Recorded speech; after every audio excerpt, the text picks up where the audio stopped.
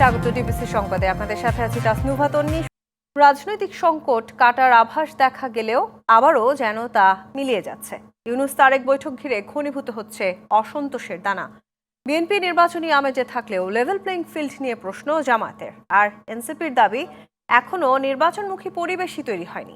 সংস্কার ইস্যুতেও বাড়ছে মতপার্থক্য। এজন্য রাজনৈতিক দলগুলোকেই দায়ী করছেন বিশ্লেষকরা। বলছেন, এ থেকে বের হতে না পারলে বড় ক্ষতির মুখে পড়বে দেশ। নানা দোলাচল আর জটিল সমীকরণে দুলছে দেশের রাজনীতি। একদিকে যখন বইছে সুবাতাস, তখন অপরদিকে জমছে কালো মেঘ। ইউনূস তারেক বৈঠককে ইতিবাচক রাজনীতির মাইলফলক হিসেবে দেখা হলেও এ নিয়ে কয়েকটি দলের অসন্তোষ দিনে দিনে বাড়ছে। যাতে বিবৃতির পাশাপাশি প্রতীকী প্রতিবাদ জানিয়ে একদিন ঐকমত্য কমিশনের বৈঠকও বর্জন করে সরকার ঘনিষ্ঠ দল জামায়াত। এতে অন্যান্য বাকি সকল দলেই কিছুটা বিব্রত হয়েছে। সরকার ইস্যুতেও মতপার্থক্য এতই বাড়ছে যে বৈঠক শেষে হতাশা প্রকাশ করতে দেখা যাচ্ছে কোনো রাজনৈতিক দলকে। এটা হতাশাজনক যে আমরা আজকে এটা আসতে পারিনি। এমন পরিস্থিতিতে বিস্মিত বিএনপি। দলটির নেতারা বলছেন, এসবের পিছনে থাকতে পারে ভিন্ন কোনো উদ্দেশ্য।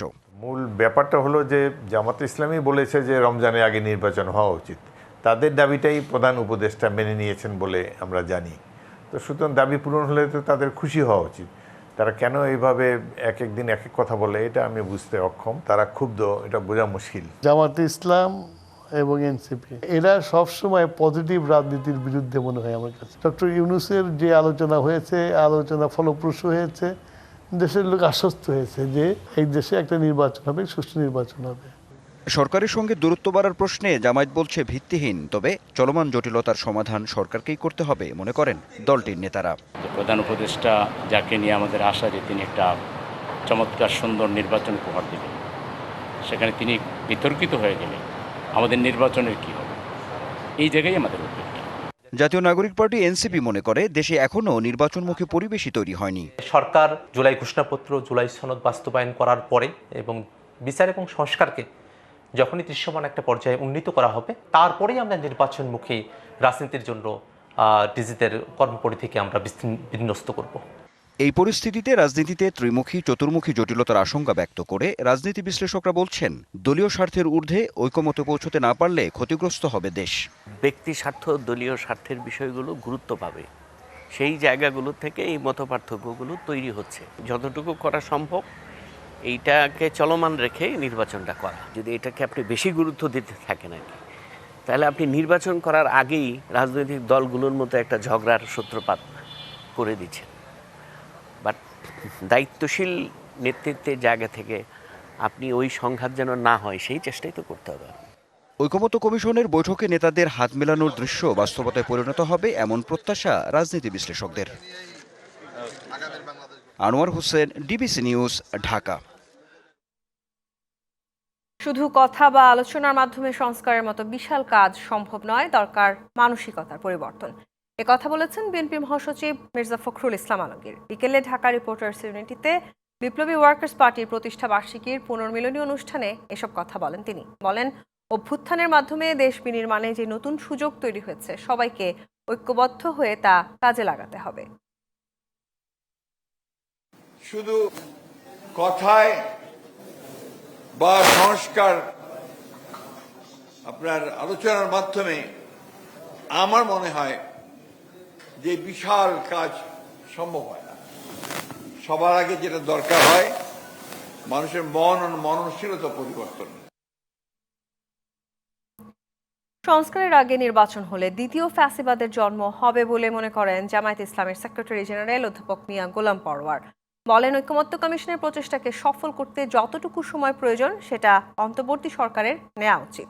সকালে যশোর শিল্পকলা একাডেমিতে জামায়াতের রোকন সম্মেলনে এসব কথা বলেন তিনি।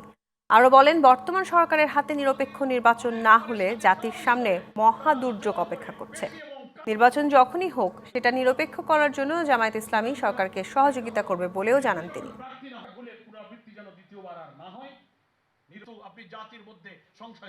আগামী নির্বাচন নিরপেক্ষ হবে, তা না হলে আপনার হাতের এই নির্বাচন যদি ব্যর্থ হয়ে পড়ে, নিরপেক্ষ না হয়, তাহলে এই জাতির সামনে একটা মহা দুর্যোগ অপেক্ষা করছে। একটা ভুলের পুনরাবৃত্তি যেন দ্বিতীয়বার আর না হয়, নিরপেক্ষতার প্রমাণ সরকারকেই দিতে হবে যেন আপনি নিরপেক্ষ আছেন।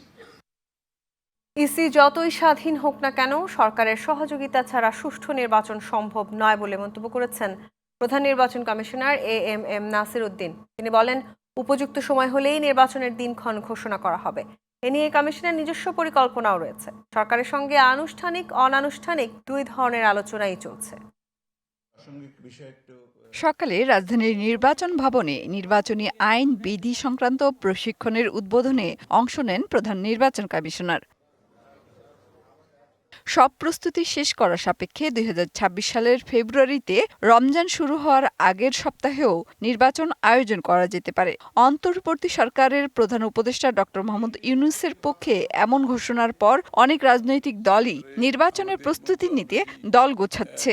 সিদ্ধান্ত আছে যে ঐক্যমতের ভিত্তিতে এবার প্রধান নির্বাচন কমিশনার জানালেন, ভোটের দিনক্ষণ যথাসময়ে জানানো হবে, তবে নির্বাচন আয়োজন সরকারের সহযোগিতা ছাড়া সম্ভব নয়। যতই আপনি স্বাধীন বলেন না কেন ইসিকে, সরকার ছাড়া নির্বাচন করা সম্ভব, কারণ সরকারের সহযোগিতা নিয়েই তো আমাকে নির্বাচনটা করতে হবে। ইলেকশনের ব্যাপারে যদি তারিখের ব্যাপারে যদি বলতে চান, যদি ডেটের ব্যাপারে, এটা আপনারা যথাসময়ে জানতে পারবেন। আমরা যথাসময়ে শিডিউল ঘোষণা করবো, তখন জানতে পারবেন। নির্বাচন নিয়ে নিজেদের পরিকল্পনার কথাও জানান সিইসি।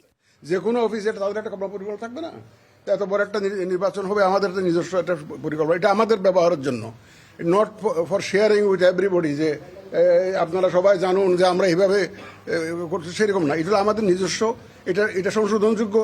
যদি টাইমলি যদি কোনো কারণে রিসিভ না হয়, 2-4 দিন এদিক ওদিক হতে পারে।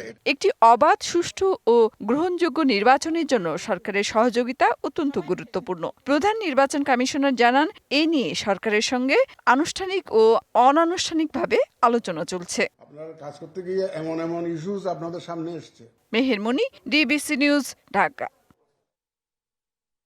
রাজনৈতিক দল নয়, জনগণ অংশ নিলেই নির্বাচন অংশগ্রহণমূলক হয়, এমন মন্তব্য করেছেন অন্তর্বর্তী সরকারের প্রধান উপদেষ্টা ডক্টর মোহাম্মদ ইউনূস। সম্প্রতি যুক্তরাজ্য সফরের সময় বিবিসিকে দেয়া সাক্ষাৎকারে কথা বলেন তিনি। সাক্ষাৎকারটি আজ সম্প্রচার করা হয়েছে, যেখানে ডক্টর ইউনূস বলেছেন, আওয়ামী লীগকে নিষিদ্ধ করা হয়নি, বরং তাদের কার্যক্রম সাময়িকভাবে নিষিদ্ধ করা হয়েছে। অন্তর্বর্তী সরকার দায়িত্ব নেওয়ার পর থেকে আওয়ামী লীগের শত শত সমর্থককে গ্রেপ্তারের বিষয়ে প্রশ্নের জবাবে ডক্টর ইউনূস বলেন, অন্তর্বর্তী সরকারকে আওয়ামী লীগ সরকারের সাথে তুলনা করা লজ্জাজনক। এছাড়া ব্রিটিশ এমপি টিউলিপ সিদ্দিকের বিরুদ্ধে দুর্নীতির প্রশ্নে প্রধান উপদেষ্টা জানান, এটি সম্পূর্ণ আদালতের বিষয়। এছাড়া রোহিঙ্গা সংকট নিরসনে প্রত্যাবাসনই একমাত্র সমাধান বলেও জানান ডক্টর ইউনূস।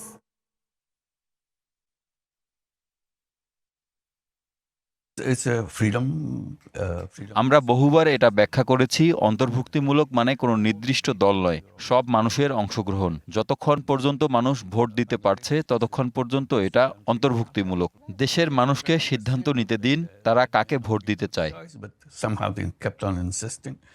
5 দফা দাবিতে রাজধানীর নতুন বাজারে অবস্থান কর্মসূচি পালন করছেন ইউনাইটেড ইন্টারন্যাশনাল ইউনিভার্সিটি শিক্ষার্থীরা। তাদের লাঠিচার্জ করে সড়ক থেকে সরিয়ে দেয় পুলিশ। তবে কিছু সময় পর আবারও সড়ক আটকে দেন আন্দোলনকারীরা। আবারও যান চলাচল বন্ধ হয়ে গেছে। এতে দিনব্যাপী ভোগান্তিতে বাড্ডা নতুন বাজার সড়ক ব্যবহারকারীরা। অনির্দিষ্টকালের জন্য ব্লকেট কর্মসূচি পালনের ঘোষণাও দিয়েছেন শিক্ষার্থীরা।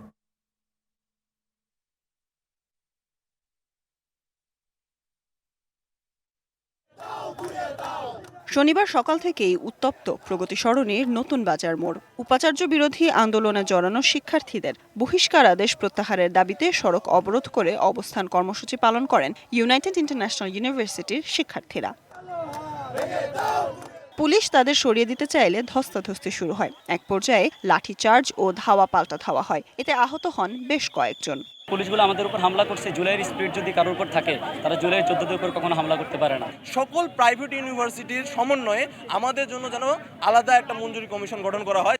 কিছু সময় পর আবারও তারা রাস্তা অবরোধ করেন। ঘোষণা দেন 5 দফা দাবি না মানা পর্যন্ত সড়ক না ছাড়ার। সকল বহিষ্কৃত শিক্ষার্থীদের নিঃশর্তভাবে বহিষ্কারাদেশ প্রত্যাহার করে তাদেরকে উপযুক্ত ক্ষতিপূরণের ব্যবস্থা করতে হবে।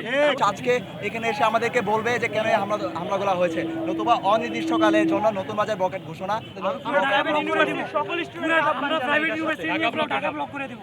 আন্দোলনের জেরে প্রগতি সরণি জুড়ে স্থবির হয়ে পড়ে যান চলাচল। তীব্র গরম ও যানজটে ভোগান্তিতে পড়েন সাধারণ মানুষ। পুরো রাস্তায় আসলাম, কোনো চেঞ্জ যাইতেছে না। জনগণ কি করতে পারে? জনগণের দাঁড়াইলে উল্টা আরো জনগণের বিরুদ্ধেই দাঁড়াবে। এটা তো একজনের জন্য মানে কোটি কয়েক মানুষের জন্য এতগুলো মানুষের হয়রানি হচ্ছে। দাবি না মানা হলে রবিবার পুরো ঢাকায় ব্লকেট কর্মসূচির হুঁশিয়ারি দিয়েছেন শিক্ষার্থীরা। Sultana Swarna, DBC news, Dhaka. দর্শক, আপনাদের যেমনটি জানিয়েছিলাম 5 দফা দাবিতে রাজধানীর নতুন বাজারে অবস্থান কর্মসূচি পালন করছেন ইউনাইটেড ইন্টারন্যাশনাল ইউনিভার্সিটি শিক্ষার্থীরা। এ বিষয়ে আরও জানাতে ঘটনাস্থল থেকে যুক্ত হচ্ছেন সহকর্মী মনিরুল সোহাগ। সোহাগ,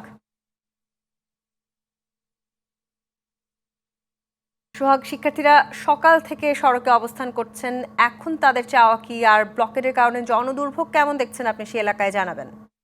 দুপুর থেকে এই পরিস্থিতি এবং এখনও কিন্তু এই নতুন বাজার এলাকার সড়কের একাংশ বন্ধ রয়েছে, অর্থাৎ যে অংশটি থেকে আসলে বাড্ডা বা হাতির ঝিল এই অংশের দিকে যাওয়া যায় বা রামপুরের অংশ, সেই অংশটি কিন্তু বন্ধ রয়েছে এবং আপনি দেখছেন সেখানে শিক্ষার্থীরা তাদের অবস্থানে রয়েছেন। তাদের যে দাবি, সেই দাবিতে তারা কিন্তু এখনও অনড় রয়েছেন, অর্থাৎ তাদের কয়েকজন শিক্ষার্থীর কে নিয়ে যে বহিষ্কারাদেশ, সেই বহিষ্কারাদেশ তুলে নেওয়ার পাশাপাশি আর যে দাবিগুলো এর আগে জানানো হয়েছে সেগুলো যতক্ষণ পর্যন্ত বাস্তবায়ন না হয়, অর্থাৎ যতক্ষণ পর্যন্ত সেগুলো মেনে নেওয়া না হয় ততক্ষণ পর্যন্ত কিন্তু এই দাবি তাদের চলবে বলে জানিয়েছেন। এবং এর ফলে কিন্তু এই সড়কে যানবাহন চলাচলের যে ভোগান্তি, অর্থাৎ যারা এই সড়ক ধরে যাতায়াত করছেন তারা আসলে এক ধরনের ভোগান্তিতে পড়েছেন। আপনি দেখছেন যে আসলে সড়কের এক অংশ বন্ধ করে অপর অংশ দিয়ে আসলে দুই দিকের যানবাহন সেটিকে যাতায়াত করানো হচ্ছে, অর্থাৎ কিছুক্ষণ একদিকের যানবাহন বন্ধ রেখে বিপরীতমুখী যানবাহনকে পাস করে দেয় এবং সেই অংশটি বন্ধ রেখে অন্যমুখী যে যানবাহন রয়েছে সেটিকে আবার পাস করে দেওয়ার যে পরিস্থিতি সেটি চলছে। তবে সাপ্তাহিক ছুটির দিন হয় আসলে এই ভোগান্তি কিন্তু এই সড়ক আটকে গেলে যে ভোগান্তি তৈরি হয় সেই অবস্থা কিন্তু তৈরি হয়নি, অর্থাৎ যদি এটি সাপ্তাহিক যে দিনগুলো রয়েছে, অর্থাৎ অফিস খোলার যে দিনগুলো রয়েছে সেই দিনগুলোতে এরকমভাবে সড়ক অবরোধ হলে, অর্থাৎ এটি যদি আগামীকাল পর্যন্ত গড়ায় এই আন্দোলন, সেক্ষেত্রে আসলে এই সড়কে যারা ব্যবহার করবেন তাদের যে ভোগান্তি যারা রয়েছেন তাদের চরম ভোগান্তি তৈরি হবে। তো সব মিলিয়ে আসলে এখানে আমরা রয়েছি, নিশ্চয়ই শিক্ষার্থীরা এখন পর্যন্ত তাদের অবস্থানে অনড় রয়েছেন, যদিও বিশ্ববিদ্যালয়ের পক্ষ থেকে আনুষ্ঠানিকভাবে তাদেরকে সে জানানো হয়েছে যে তারা বিষয়টি বিবেচনা করা যায় কিনা সেটি দেখবেন। তবে সব মিলিয়ে আসলে এখন পর্যন্ত সঠিক কোনো সিদ্ধান্ত এখনো পাওয়া যায়নি। নিশ্চয়ই পরে খবর হয়তো আমরা আরো বিস্তারিত জানাবো। সোহাগ, আপনাকে ধন্যবাদ। দর্শক, আমাদের সহকর্মী মনিরুল সোহাগ যুক্ত হয়েছিলেন রাজধানীর নতুন বাজার থেকে, সেখানে ইউনাইটেড ইন্টারন্যাশনাল ইউনিভার্সিটি শিক্ষার্থীদের সড়ক অবরোধ নিয়ে বিস্তারিত জানাচ্ছিলেন আমাদের। শিক্ষার্থীদের আন্দোলনের মুখে অনির্দিষ্টকালের জন্য ঢাকা মেডিকেল কলেজের একাডেমিক কার্যক্রম বন্ধ ঘোষণা করা হয়েছে। রবিবার দুপুর 12টার মধ্যে হল ছাড়ার নির্দেশ দেওয়া হয়েছে শিক্ষার্থীদের। এর আগে সকালে নিরাপদ ক্যাম্পাস ও আবাসনের দাবিতে অবস্থান কর্মসূচি পালন করেন শিক্ষার্থীরা। মেডিকেল কলেজের মিলন চত্বরের সামনে এই কর্মসূচিতে অংশ নেন বিভিন্ন ব্যাচের শিক্ষার্থীরা। তাদের অভিযোগ, একাডেমিক ভবনে পলেস্তারা খসে পড়লেও কর্তৃপক্ষ গুরুত্ব দিচ্ছে না। ডাক্তার ফজলে রাব্বি হল সহ দুটি হলই ব্যবহার অনুপযোগী। ছাত্রী হলেরও সিলিং খসে পড়ছে, যে কোনো মুহূর্তে হল ধসে হতাহতের ঘটনা ঘটতে পারে। এ অবস্থায় আবাসন সংকটের সমাধান না হওয়া পর্যন্ত ক্লাসে ফিরে যাবে না বলেও জানান শিক্ষার্থীরা। আমাদের কলেজ প্রশাসন আমাদের দাবির সাথে সম্পূর্ণরূপে একমত, কিন্তু ঊর্ধ্বতন মহলের দীর্ঘসূত্রতা এবং ঊর্ধ্বতন মহলের নয় আমাদেরকে হতাশ করছে। এ বিষয়ে আরো খবর জানাতে ঢাকা মেডিকেল কলেজ থেকে সরাসরি যুক্ত হচ্ছেন সহকর্মী শাহ ইমন। ইমন, সংকট সমাধানের বিষয়ে শিক্ষার্থী এবং কর্তৃপক্ষদের মাঝে কোনো আলোচনা হয়েছেন কিনা, তারা কি বলছেন, আপনি কিছু জেনেছেন কিনা আমাদের জানাবেন।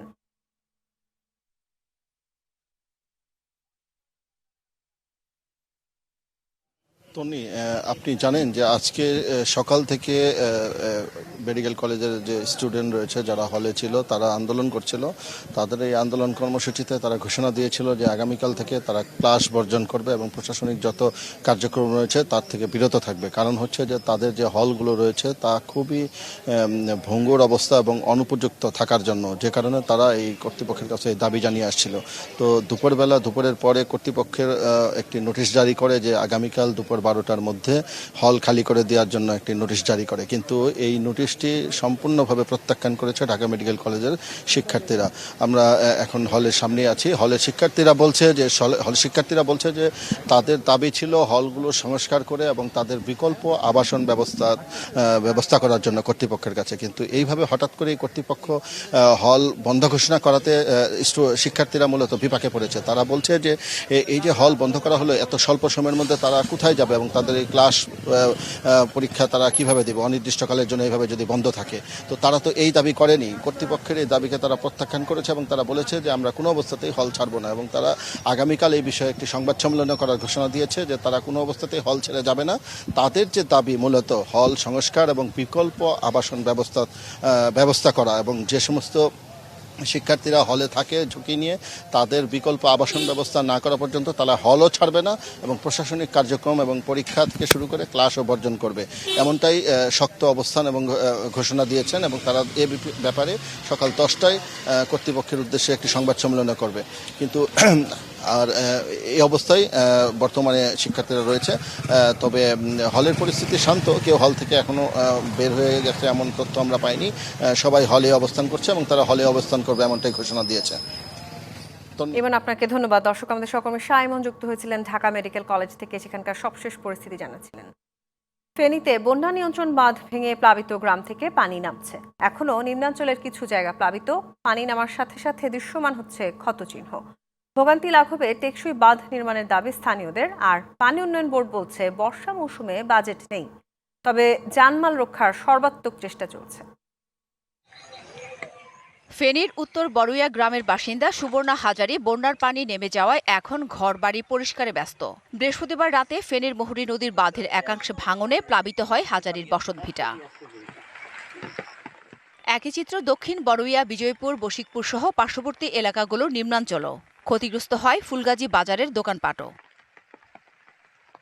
তবে গত 2 দিন ভারী বৃষ্টিপাত না হওয়ায় মুহুরী নদীর বাঁধের আর কোথাও নতুন করে ভাঙন দেখা যায়নি। প্লাবিত গ্রামের পানি নিম্নাঞ্চলে নামতে শুরু করেছে। দৃশ্যমান হচ্ছে বন্যা পরবর্তী ক্ষয়ক্ষতির চিত্র। স্থানীয়রা বলছে টেকসই বাঁধ নির্মাণ না করায় প্রতিবারই ভোগান্তিতে পড়তে হচ্ছে। বাড়িতে তো পানি উঠছে একাই, এখন তো কমছে, এখানে কারু আছে বান টান এগুলো বেরোবেন, এগুলো ঠিকঠাক না করলে তো আমরা সবসময় লস। মেরামত করব, পানিটা আমাদের বাড়িতে আর উঠতো না, জ্বালা শান্তি বয়াতে পারব। বাঁধ ভাঙছে, ভাঙার পরে এখন পানি নামে ওটা শেষ, কিন্তু আমরাও শেষ। এই ব্যাপারে পানি উন্নয়ন বোর্ড বলছে বর্ষা মৌসুমে বাজেট নেই, তবে বাঁধের ঝুঁকিপূর্ণ স্থানগুলো মেরামতের ব্যবস্থা নেওয়া হয়েছে। বর্ষা মৌসুমে তো আমাদের বাজেট নেই, আমরা এখন যেখানে ভেঙে যাচ্ছে সেখানে মানুষের জনদুর্ভোগ লাঘব করার জন্য বাড়িঘর জানমাল রক্ষা করার যতটুকু আমরা সর্বাত্মক চেষ্টা করে যাচ্ছি। মৎস্য বিভাগ, কৃষি বিভাগ কর্তৃক বন্যা পরবর্তী ক্ষয়ক্ষতি নিরূপণের জন্য জরিপ চলছে। DBC news desk.